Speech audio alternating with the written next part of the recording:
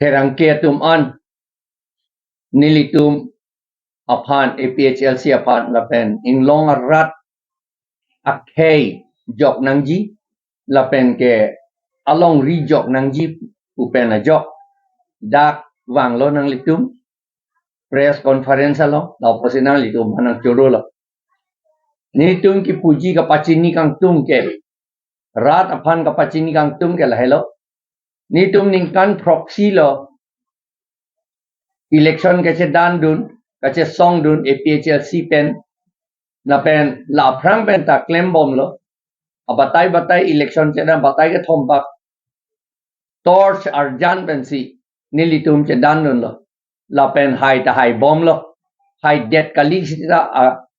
a kaprek to mane perem lapsi nitum opposition ke kang tang nei opposition atum ke plang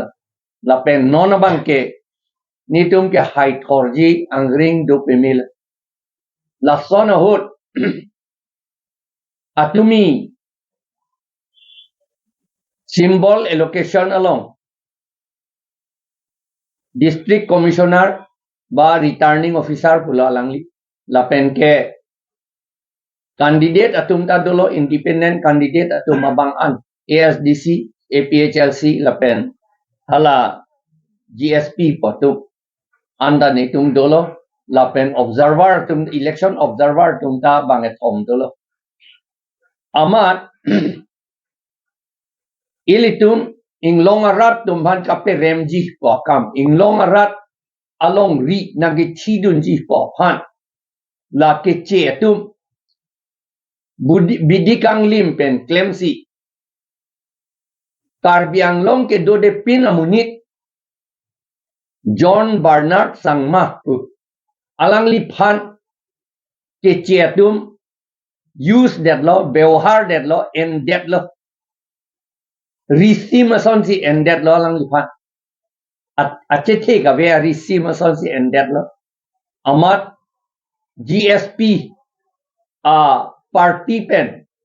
nomination ng pipidun det lo lapen election commission lapen election commission lo district commissioner returning officer ke election commissioner amunit lo po alang litum la torcha bangke GSP fancy pi thurong lo ni litum chedan dun olo athema nitum lapen lok saga election na chedan dun lo aprangan ta lapen ke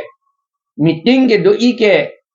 symbol allocation po meeting ke do ike hadak ching wai nang po akim mia kam si claim nang ji po fancy meeting ke do seta alang litum ke hala nomination along tok nang det lo ke po alam si pu thurong jong si nomination long tok det lo pot ching wai akam a velo pute meeting na nang hang yak kam da vi la symbol allocation ke abinong ke la solaman da pudun do ni liamata returning officer batai trok lo krang dai claim ta lapen ke batai philo ni la election observer ta India dang bethe claim du lai hue lam ni ta chini la potsi so nai pulo seta la la symbol allocation hut Bernard sangma ta kroilu alang li hala second preference abang football si enpo put hadak ta ninggelo meeting long ta amat alang li phan kuman ni telefon nang lo mat ing tan pon de amat nang si lut tu ange kroi krem seta kroi la amat kroi la amat aku nang hang tu de alang lipan la ke che tu telefon pe asap ta kroi dun ri pu ipu amat nang lut tu chok lo ni ta kroi kre lu non ke pu tu la penala disia phanta returning officer phanta telefon nang hang de la meeting lo ha lu pon de ha ami thang a chamber lu pon de amat alang lita kroi kredit lo la nomination na long ke tok ateng nan lo unitum pulo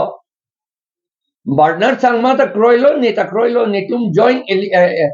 petition pidet ponon pula landa kroi kredit la sineli tum pulo de ko piar athesi la so meeting hang chalo meeting lo ngai la ka chi gua ye fa meeting hang lo kende jong si nomination paper ateng si claim det po puja meeting nang hang ita kamari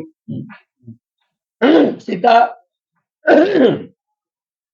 nearly ilitum ma thatulo like a blessing in disguise athema torch ke nilitum ke en ke akang ting aju ke klan ra pathe angya phat alam the bangke karbiatum inglong aratum kachini ne alam kapachini et ya phat busi torch nitum en bom te ti nilitum ningkan troxy ba so selo nitum kapachini akam claim la pen inglong aratum karbiatum tandong ke chini pik angyang kalima galang di chini pik lo non ke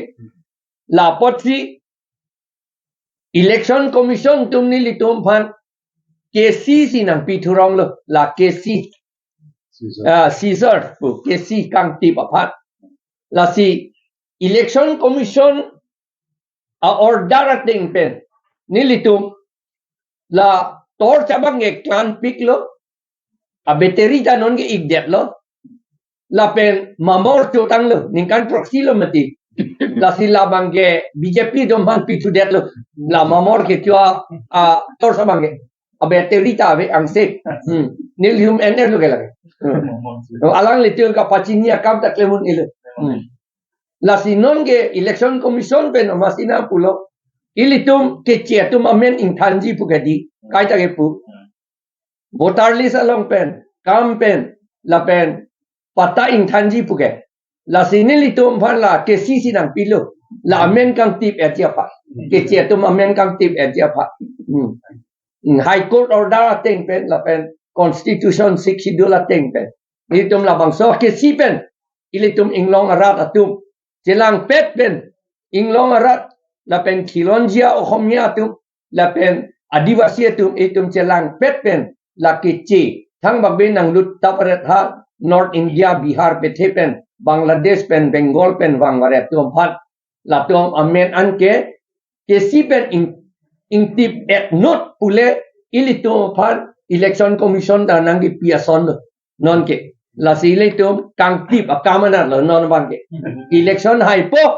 ke chia tum amen kang tip akam mo la sok ke si pe lai lo ka do bit nang tip dun urno lai lo symbol lo non ke APHLC nilimen dopo hala EVM along ke number 5 si doji last abang Nili foto ta doji la pen la kesia noksa ta doji la number 5 last abang bang po pojo kado we candidate last abang bersia bang kesia bang la hel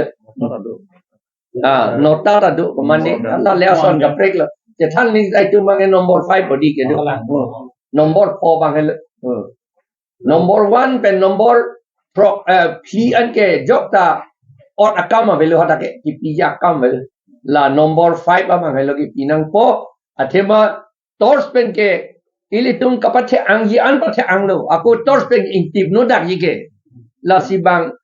election commission government dumta bang chini et si ilitum han kang tip dia phansi ke che to men kang tip dia phansi ke si sinang pidat la la hello che hok nang po ilitum ka che hok alam lo non ke la po yo intip long po ke che to mame Bangthi sinar jo lang sir. La code of conduct lagi dia dak kita ration card gobe doi lang langsung chaglong lang sir. Chaglong le la soalam dan nilitum along kaprek atu mi meeting dolo DC conference hall lo hala dak nang hang thu lo la observer atu DC tadu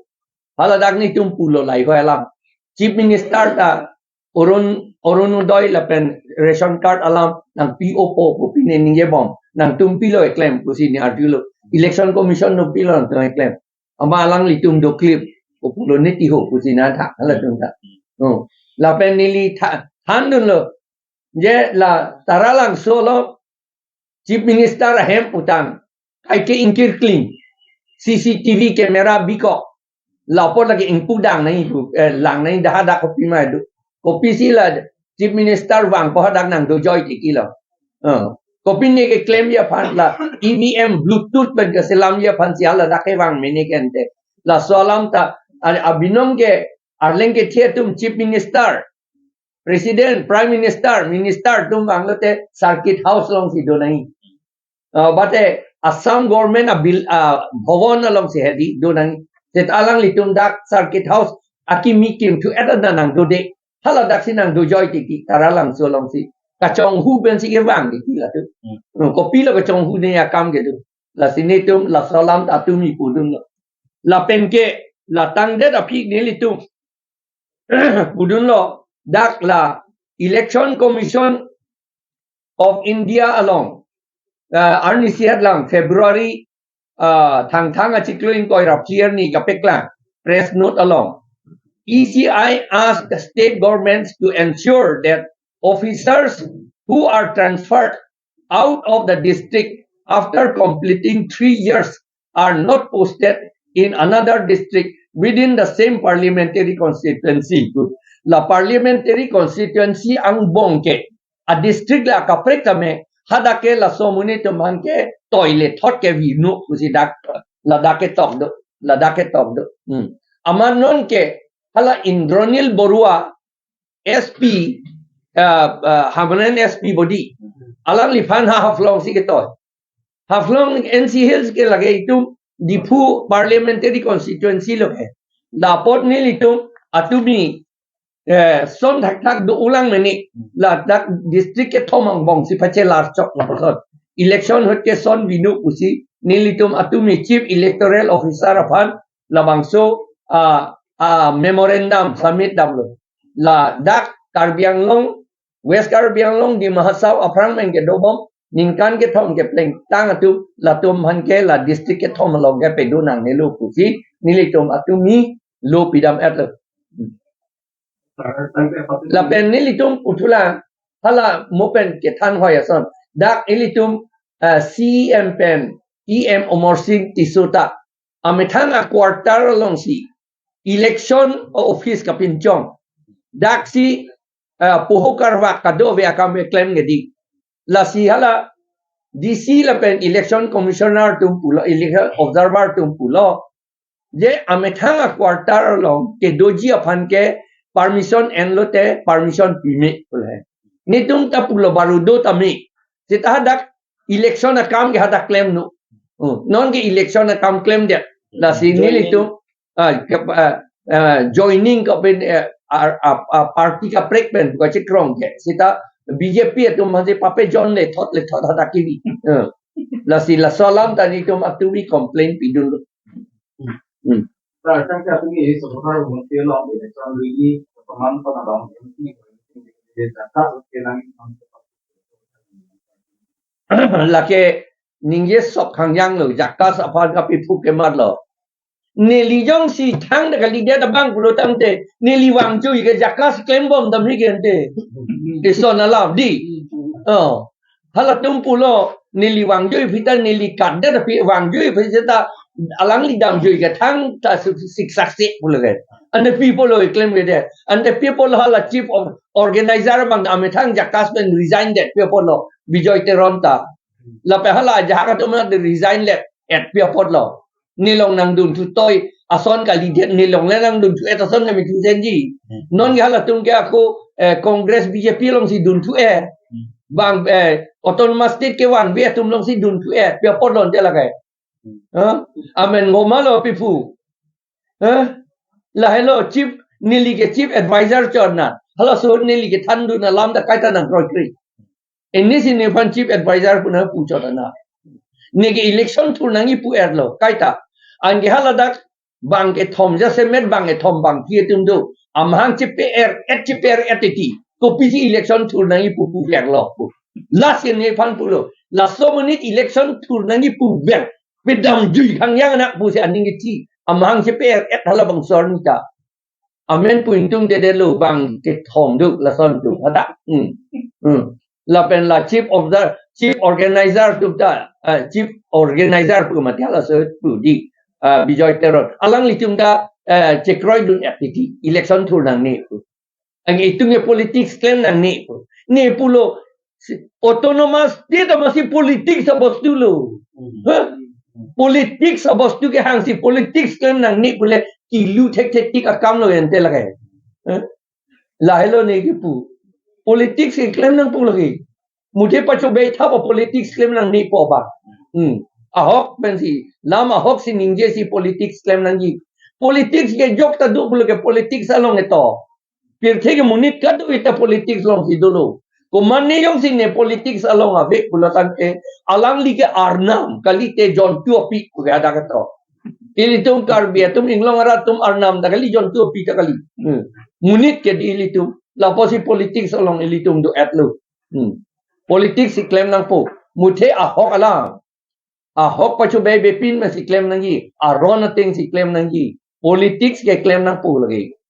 ban politics kapathu nang ni alang litum politics kapathu pupu election kapathu pupu election ke pathu nang ne politics kapathu nang ni itum ke election la pen politics ta ke claim nang yi la pen mulong depta high depta ni tum mages MP ta choche ni tum aro CM ta choche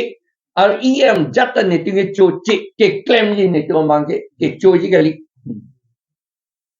Cardom